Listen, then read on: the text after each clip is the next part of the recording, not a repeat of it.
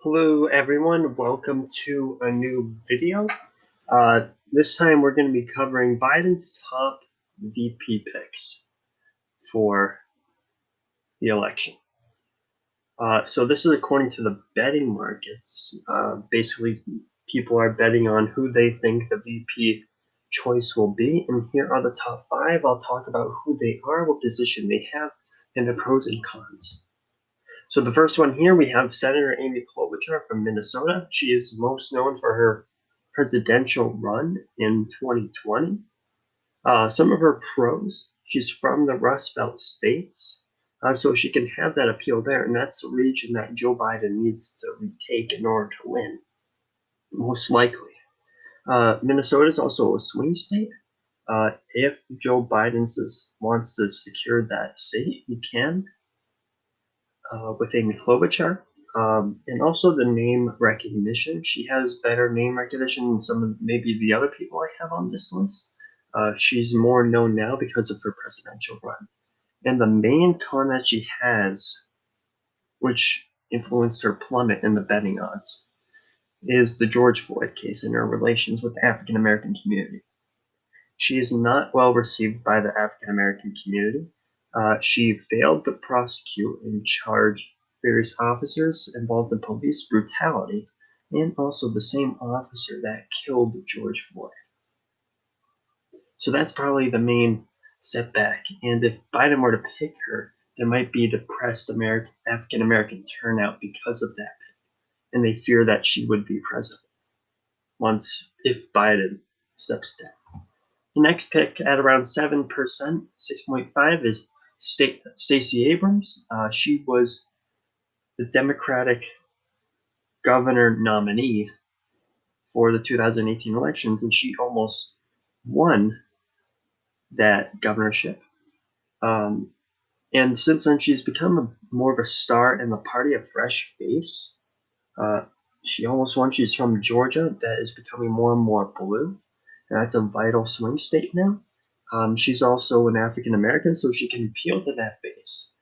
But the main problem is I don't think that she's necessarily the best equipped to do that, and that's for a few reasons. One, the fact that she didn't win. This is the same problem with Beto O'Rourke. He didn't win the Senate, and he didn't really make it far in his presidential run. The same thing here. She didn't win, so I don't think she would be the best pick for VP because she doesn't have the experience. If she won the governorship, yes, I could say she has better chances, but she didn't. And she doesn't have the experience to be vice president, handle a national space, because she only has experience in the state senate or the state representatives. So that's not the experience that you need. You need more experience. And she also seems a little bit too desperate to get the VP position. Many Biden aides are actually warning against picking her. She just seems too desperate for it.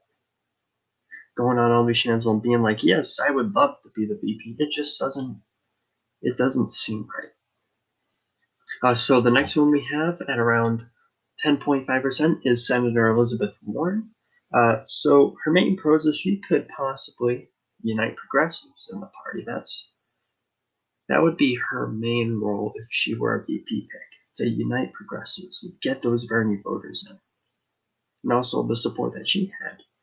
And Democrats, they kind of generally support her ideals. She tried to appeal to both progressives and moderates. It didn't work out, but she could possibly do that on the VP slot. Some of her cons are her age. She sits at around 72 or 73 years old.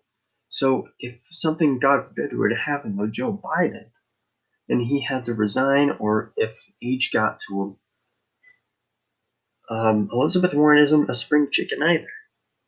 She would be in her 70s, and she could possibly have her issues too.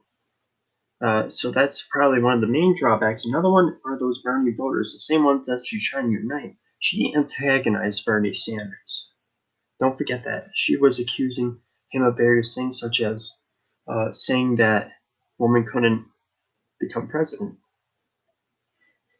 That didn't really spell down well with the Bernie voters, and they really antagonized her for that. She also doesn't really offer an electoral advantage. She's from the state of Massachusetts. Maybe she could help in the Northeast region, but again, she doesn't have a state advantage. And also Republican. She's one of the most highly antagonized Democrats in the party by Republicans. I don't think many could get behind the idea of a Warren presidency if something were to happen with Biden. I don't think they view her as the right person to take over. The next person I have here is Representative Val Demings from the state of Florida. So some of her approach, she's African American.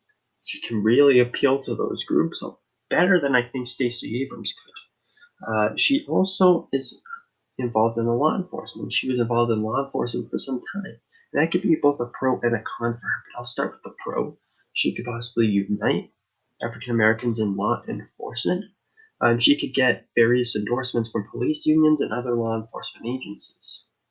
She's also from the state of Florida, which is a highly contested presidential state, and that could really help Joe Biden get out that African American vote there so he can flip the state. And I also looked at a few of her speeches I was watching, and she's probably one of the most well-spoken people out of all the people on this list. She's well-spoken, she's able to energize a crowd, she's able to earn respect, and I think that's really going to help her if she were VP. There's not really too many cons I have for her.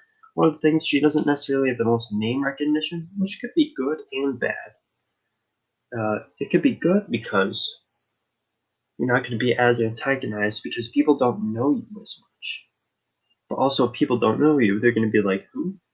But I don't think that would hurt her too much. And her involvement in law enforcement, it could hurt, possibly, not likely, with the African American community, but I just feel like that would be brushed aside.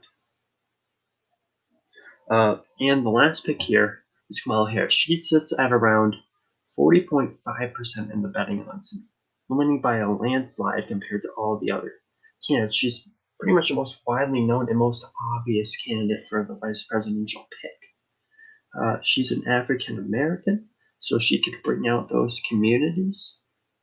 And the African American widely just receives her. Despite maybe her past record, they still receive her. And a couple of cons that I can see is she's too Hillary Clinton-like. Kind of like the way she speaks, she's kind of cringy.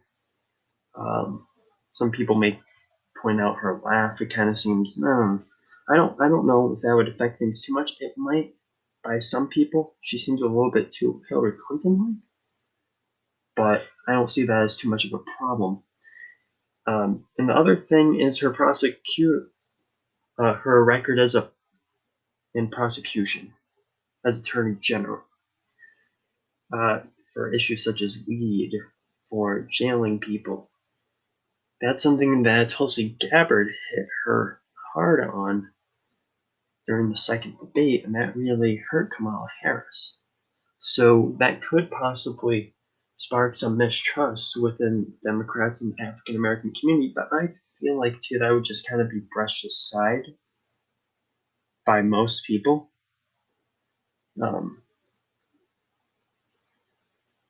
It seems like it does matter, but it doesn't matter sometimes who the VP pick is, because most Democrats are just focused on beating Trump.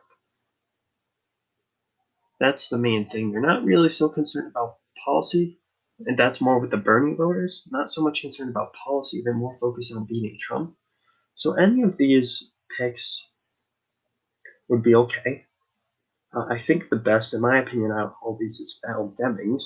If you were to ask me, if I were Joe Biden and I were to pick one of these five, I would pick Val Demings because of all the pros that she has. If you guys have any questions, you have anything to add, please let me know. Do not forget to comment, like, and subscribe to the channel. And please turn those notifications on so you can know when I have my next videos up. Thank you.